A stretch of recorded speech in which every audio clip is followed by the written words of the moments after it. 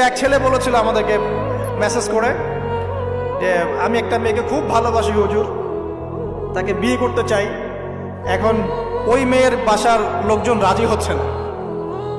তো এই ছেলের মধ্যে কি চেতনাটা কি, সে প্রেম করছে ঠিকই, হারাম অ্যাফেয়ার্সে আছে ঠিকই, কিন্তু সে তাকে বিয়ে করতে চায়, ওটা হালাল করতে চায়।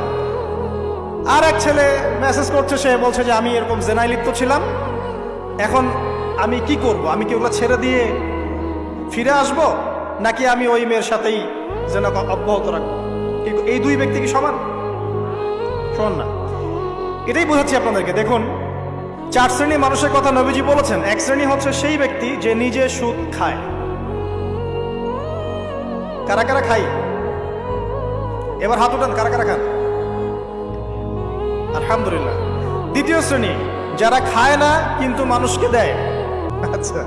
3 নাম্বার, খায়ও না দেয়ও না, খায়ও না দেয়ও না, সাক্ষী থাকে। 4 নাম্বার, খায়ও না দেয়ও না, সাক্ষীও থাকে না, লিখে রাখে।